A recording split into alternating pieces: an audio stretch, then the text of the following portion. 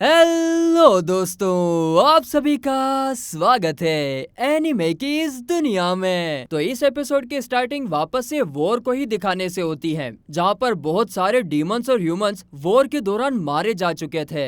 आगे ह्यूमंस का कमांडर चाय पीते हुए अपने साथी से पूछता है कि क्या फाइट अभी तक खत्म नहीं हुई है, तुम जल्दी से इसे खत्म करो। जिस पर उसका साथी आर्मी की 3rd यूनिट को भी भेज देता है डीमंस पर हमला करने के लिए। वहीं दूसरी तरफ आइक ये सब देखकर कहता है कि जो मैंने सोचा था चीजें उससे काफी जल्दी ही प्रोग्रेस कर रही हैं। तो वहीं एक और तरफ हम घायल सोल्जर्स को देखते हैं जिनको 13 और कुछ डीमंस मिलकर हील कर रहे होते हैं। तो वहीं वॉर ग्राउंड में जो डीमंस होते हैं वो अपनी पूरी कोशिश कर रहे होते हैं इंसानों को रोकने की, ताकि वो लोग वॉल के होल से होकर कैसल के अंदर नहीं आ जाए। तो वहीं दूसरी तरफ लिलिथ भी लगातार काफी सोल्जर से लड़ रही होती है, मगर सोल्जर की संख्या बहुत ज्यादा होती है और इसी वजह से लिलिथ को उनसे लड़ने में बहुत मुश्किल हो रही थी। और इसीलिए जीरोन और उसकी टीम मदद करने के लिए आ तो जाते हैं, मगर वो लोग ऐसा कर नहीं पाते हैं, क्योंकि अगर वो लोग हमला करेंगे तो उनकी गोलियां उनके साथियों को भी लग जाएगी। और हमारा आइक ऐसा क्रूर लीडर नहीं है जो अपने ही लोगों की चिंता ना करे।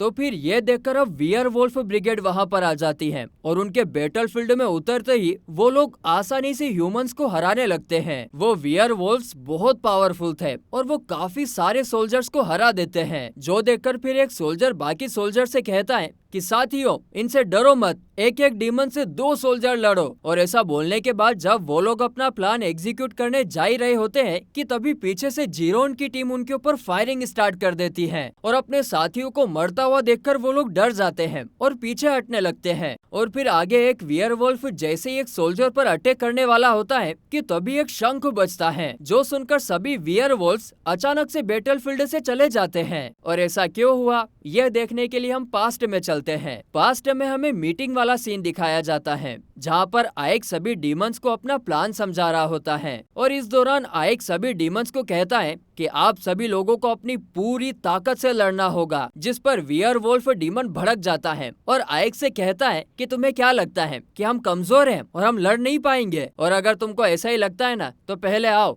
तुम मुझसे लड़ो। लेकिन इस पर वहीं पर बैठी डीमन गर्ल वियरवुल्फ से कहती है कि रुको, पहले आइक की पूरी बात सुन लो। तभी हम वापस से प्रेजेंट का सीन देखते हैं, जहाँ पर वो डीमन गर्ल अपनी डीमन थॉर्न मैजिक का यूज करके उस टूटी हुई दीवार को वापस से सील कर देती है, जो देखकर साइड में खड़ा जीरोन कहता है, अरे वाह, ये तो खतरनाक टेक्निक है। जिसके बाद हम वापस से उसी मीटिंग में पहुंच जाते हैं, जहाँ पर आइक अब उस वियरवुल्फ मॉन्स्टर से पूछता है कि मुझे ये बताओ, अगर तुम अपनी पूरी ताकत से भी वॉर में लड़ो तो तुम कब तक लड़ पाओगे, कितनी देर तक लड़ पाओगे? जिस पर वो बोलता है कि अगर वो अपनी पूरी ताकत से लड़े तो 1 घंटे तक तो लड़ सकता है। जो सुनकर आइक पहले तो उसकी तारीफ करता है, अरे वाह, और फिर कहता है कि तुम तो 1 घंटे तक संभाल लोगे, लेकिन ये जो बाकी के वियरवुल्फ है वो तुम्हारी तरह नहीं है, वो इतनी देर तक पूरी ताकत का इस्तेमाल नहीं कर पाएंगे। और इसीलिए चलो हम लोग ये अज्यूम कर लेते हैं कि वो ज्यादा से ज्यादा 10 मिनट तक टिक पाएंगे। इसीलिए 10 मिनट होते ही तुम लोग वापस आ जाना, चाहे कुछ भी हो। जिस पर वो वियरवुल्फ डीमन कहता है, वाह क्या प्लान है, और वो मान जाता है। और तभी फिर इस चीज का एग्जीक्यूशन हम प्रेजेंट में देखते हैं, जहाँ पर डीमन गर्ल कह रही होती है कि सारी चीजें आइक के हिसाब से ही हो रही हैं। और तभी अचानक से कुछ डीमन से कैसल की दीवार तोड़कर बैटलफील्ड में चले जाते हैं और कहते हैं कि अब हमारी बारी है। और ऐसा बोलने के बाद वो डीमन इंसानों को बुरी तरह मारने लगते हैं, जो देखकर डीमन गर्ल कह रही होती है कि मैंने अभी तो इस दीवार को रिपेयर किया था, इन लोगों को दीवार तोड़ना जरूरी था क्या? ये आधे डीमन तो 1 नंबर के पागल गधेड़े होते हैं, जानवर, आइक के प्लान को फॉलो ही नहीं कर रहे हैं।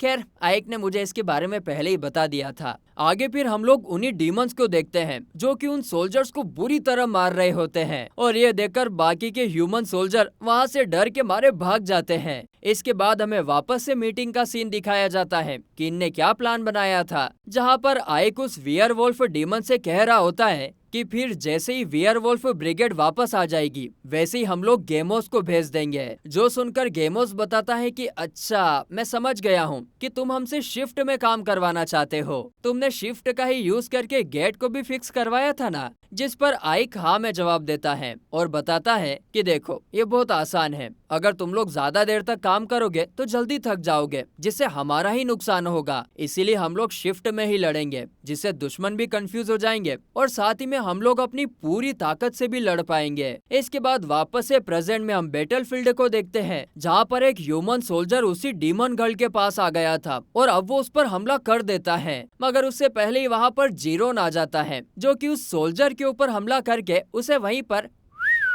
निपटा देता है और उस लड़की को बचा लेता है। आगे हम फिर से प्लानिंग का सीन देखते हैं कि उन लोगों ने मीटिंग में क्या डिसाइड किया था। वहाँ पर वो वियरवुल्फ मॉन्स्टर आइक से कह रहा होता है कि हमारे दुश्मन तो बहुत ज्यादा हैं, हम लोग सभी से तो नहीं लड़ पाएंगे, जिस पर आइक उसे बताता है कि इसीलिए तो हमारे पास जीरोन और फियोरेंटीना की टीम है। दोस्तों, फियोरेंटीना डीमन गर्ल का ही नाम होता है, इसीलिए अब से हम लोग उसे फियोरेंटीना ही बुलाएंगे, ठीक है। आगे आइक कहता है कि हम लोग उनकी टीम का यूज करके सारे दुश्मनों को एक सिंगल पॉइंट पर अट्रैक्ट करेंगे। जो सुनकर फियोरेंटीना कहती है तो इसका मतलब हम लोग दुश्मनों को जानबूझकर अपने ऊपर हमला करने देंगे, जिस पर आइक हाँ में जवाब देता है और कहता है कि हाँ, ऐसा करना काफी मुश्किल तो है, लेकिन क्या तुम ऐसा कर सकती हो? जिस पर फियोरेंटीना कहती है कि वो अपने कमांडर के लिए अपनी जान भी दे सकती है। तभी आइक उन सभी से कहता है कि इससे याद आया कि तुम इस फाइट में अपनी जान को सेक्रीफाइस करने की कोशिश मत करना और ना ही अपने साथियों को मरने देना। हमें कम से कम लोगों को इंजर्ड होने देना है और सभी लोगों का ख्याल रखना है। इस वॉर को जल्दी खत्म करने का यही एक मेन पॉइंट है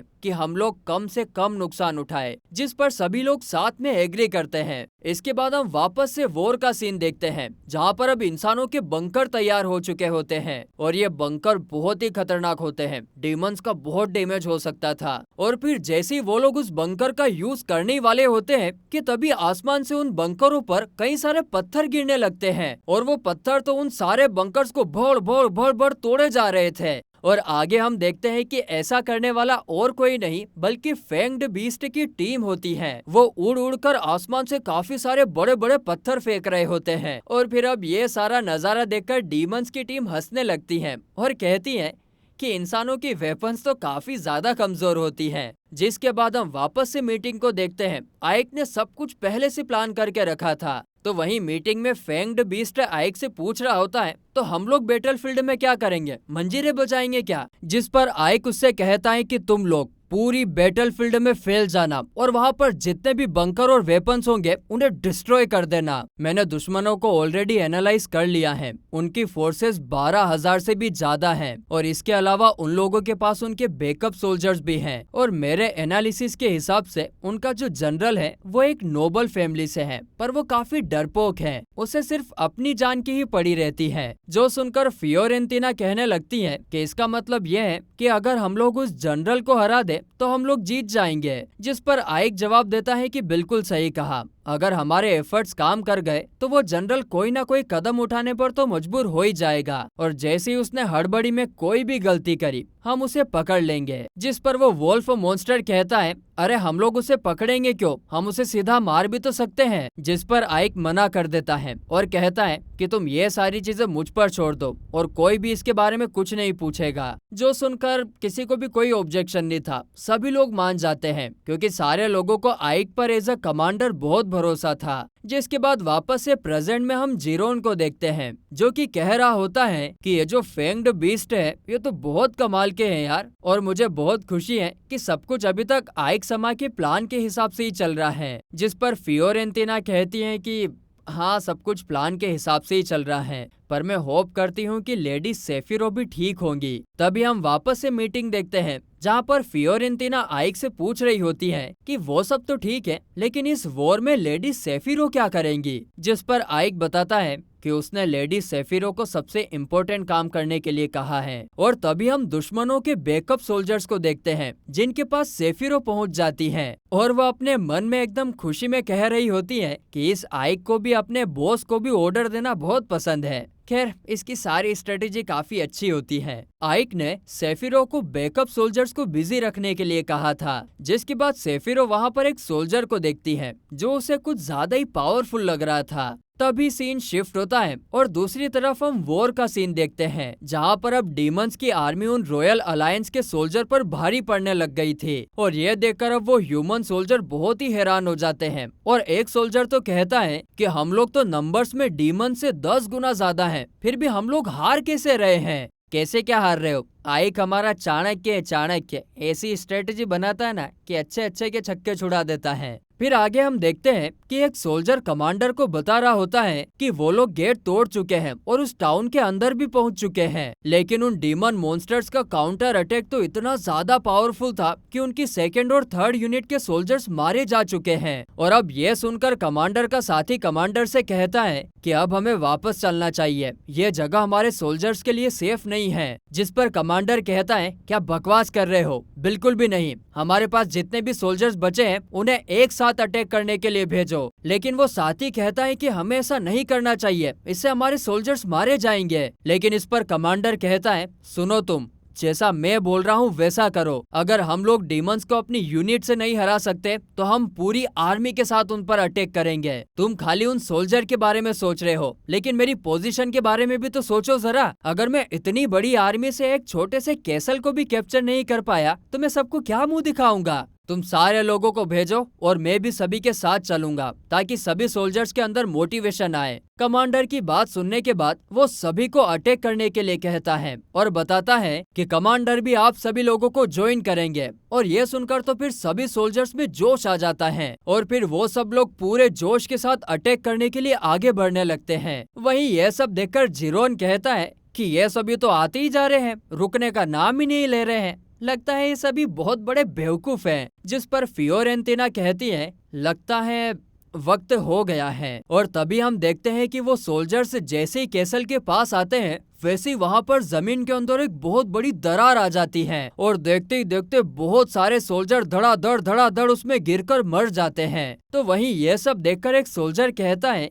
कि क्या ये डीमंस के मेज ने किया, लेकिन हमारे मेजेस कहाँ पर हैं? और तभी हमें पता चलता है कि डीमंस ने तो पहले ही उन मेजेस को कैप्चर कर लिया था। फिर आगे हम देखते हैं कि उस दरार की वजह से जमीन हिलने लगती है, जिसकी वजह से कमांडर का घोड़ा उसे वहीं पर जमीन पे गिराकर वहाँ से भाग जाता है और बाकी के सोल्जर्स भी वहाँ से भाग जाते हैं। और तभी कमांडर के सामने पहुँच जाता है, टन टन, स्वागत नहीं करोगे हमारा, चाणक्य द ग्रेट आइक। और फिर आइक आते ही कमांडर से कहता है, तो तुम हो कमांडर, तुम्हारी लोकेशन ढूंढने के लिए मेरे काफी सारे सोल्जर्स मारे जा चुके हैं और तुम्हें इसका हिसाब देना होगा। अगर मैं तुम्हें यहीं पर मार दूंगा तो ये वॉर यहीं पर खत्म हो जाएगा और सभी रिट्रीट कर जाएंगे और फिर सब लोग तुम्हें ही दोष देंगे कि यह सब तुम्हारी वजह से ही हुआ। मैं तुम्हें एक मौका दे रहा हूँ कि तुम खुद ही यहाँ से रिट्रीट कर लो। जिस पर उस कमांडर की हेकड़ी अभी भी गई नहीं थी। वो कहता है, अच्छा, अगर तुम मुझे मार दोगे तो उन सभी सोल्जर्स को रिट्रीट के ऑर्डर कौन देगा? लेकिन तभी वहाँ पर पीछे से ड्वार्फ किंग आ जाता है और कहता है, तो फिर अब हमारे पास कोई और चॉइस नहीं है। और इतना कहकर वो कमांडर पर एक एक्स से अटैक कर देता है, जिससे कमांडर बहुत ज्यादा इंजर्ड हो जाता है। और इसके बाद फिर ड्वार्फ किंग उससे पूछता है, तो क्या तुमने मुझे पहचाना? और वो कमांडर उस ड्वार्फ को देखकर पहचान लेता है। फिर आगे ड्वार्फ किंग उससे कहता है कि जो तुमने मेरे साथ किया, अब मैं उसका बदला ले रहा हूँ, अब तुम मरो। ऐसा बोलने के बाद वो पूरे गुस्से में कमांडर को मारने ही वाला होता है, लेकिन तभी आइक उसे अपने मैजिक से पकड़ लेता है। तो ड्वार्फ किंग कहता है कि तुम ये क्या कर रहे हो, मुझे इसे मारने दो, मैं इसे मार कर ही रहूंगा। और इतना बोलकर वो अपनी पूरी ताकत लगाकर आइक के मैजिक से निकलने लगता है, जो देखकर इधर कमांडर की फटने लगती है कि कहीं सच में ना मार दे मुझे ये। और फिर वो डर के मारे कहता है, अरे रुको रुको रुको, मैं रिट्रीट करने के लिए तैयार हूँ, प्लीज मुझे मत मारो। और आगे हम देखते हैं कि रॉयल अलायंस के सारे सोल्जर रिट्रीट करने लगते हैं